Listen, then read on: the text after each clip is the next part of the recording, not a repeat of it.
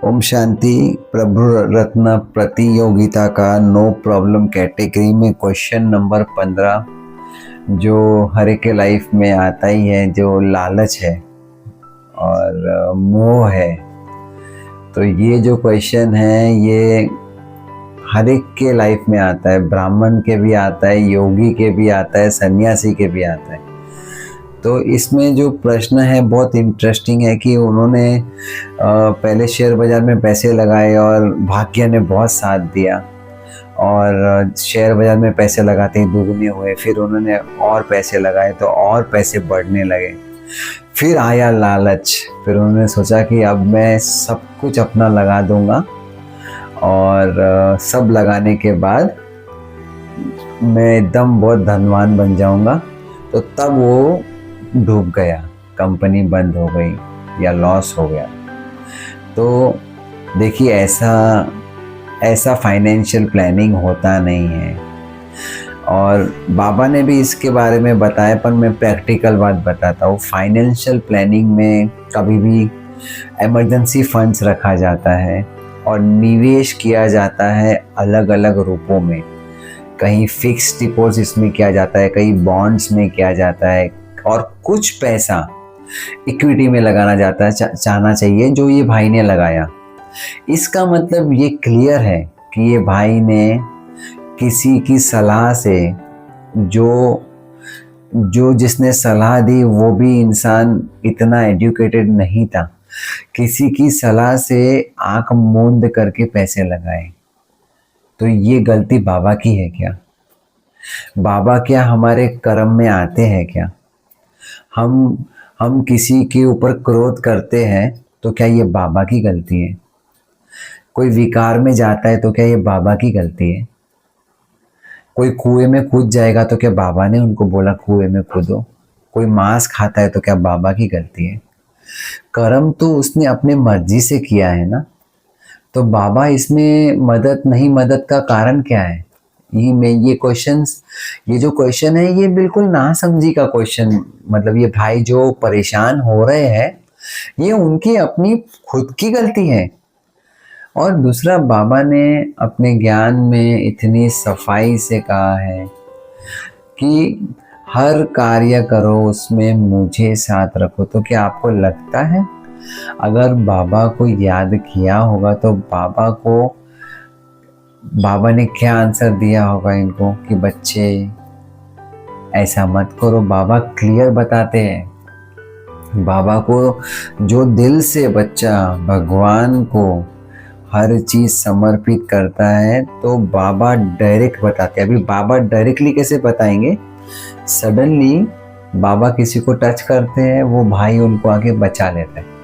हम भी कोई गलत डिसीजन लेने जाते हैं और लेने से पहले भी अगर हम भगवान को बोलते कि भगवान मुझे पता नहीं है, ये जो मैं कुछ करने जा रहा हूँ ये एक बहुत बड़ा डिसीजन है और मैं भगवान का बच्चा, आपका बेटा, अपने आप पर, ड्रामा पर और आप पर पूर्ण निश्चय है कि जो कुछ भी होना है उसमें मेरा कल्याण निश्चित है। तो बाबा अगर मैं ये कोई स्टेप लेने जा रहा हूँ और इसमें अगर मेरा कल्याण हो तो ही मैं इसमें आगे बढ़ूँ। मैं ये समाचार और ये पूर्ण जो मैं करने जा रहा हूँ आपको समर्पित कर रहा हूँ। अब मैं निश्चिंत हो रहा हूँ और मैं अपने आप को इसके लिए समय दे रहा हूँ और जैसा मुझे टच होगा वैसा ही मैं कर्म करूँगा। मैं ये बात मान नहीं सकता हूँ कि वो भाई को भगवान की टचिंग नहीं हुई होगी। कहीं ना कहीं उसके मन में आया होगा कि ऐसा ना कर। लेकिन ये जो विकार है ना, लालच का और पैसे के प्रति मोह का, ये मोह और लालच ने उसको गिराया। तो इसमें बाबा का क्या कसूर है? बाबा ने तो कहा है ये पांचों विकार को छोड़ो। तो क्यों बाबा को दोष लगाया? एक तो गलती की और दोष लगाया, डबल आरोप किया।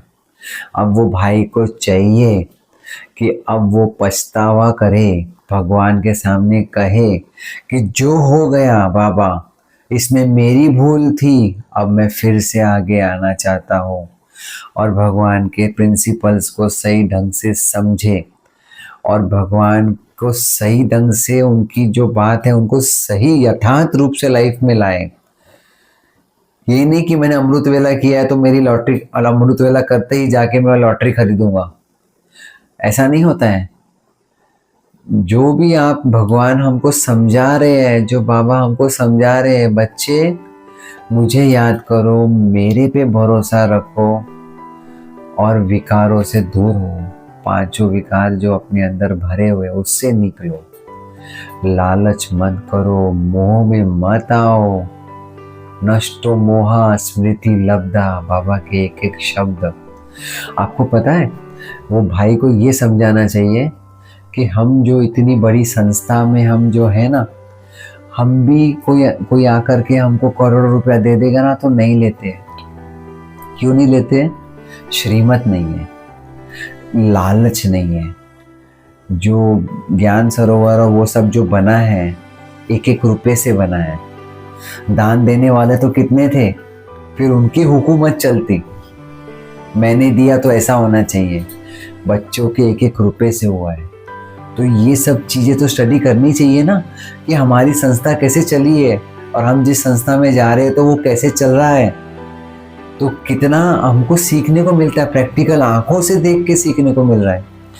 तो भाई, वो भाई ने जो भी किया उसमें बाबा का कोई कसूर नहीं है। और ऐसा बोलना कि बाबा ने मेरी मदद नहीं की, ये भगवान के प्रति उसका निश्चय टूटना, ये अपराध के ऊपर डबल अपराध है। भगवान साथ है, उसको साथ रखने की युक्ति चाहिए। मीरा के पास युक्ति थी, राधा के पास युक्ति थी, और कृष्ण के साथ वो कौन थे, वो भाई जो थे, वो भाई के पास युक्ति थी, सुदामा के पास वो युक्ति थी, वो अटूट प्रेम था।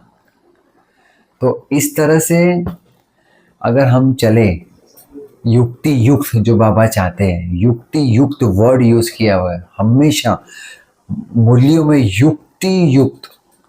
ये आपने नहीं किया, बाबा का कोई कसूर नहीं है, 100% आपका कसूर है।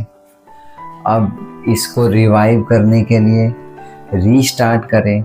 मैं ये नहीं बोल रहा हूँ कि शेयर बाजार में या कहीं बिजनेस करना रॉन्ग है, बाबा ने कभी ना कहा, लेकिन युक्ति से, समझदारी से आगे बढ़िए। हो सकता है मैंने मेरे अनुभव से ये आंसर आपको दिया है और आपको पसंद आया होगा। अच्छा, ओम शांति।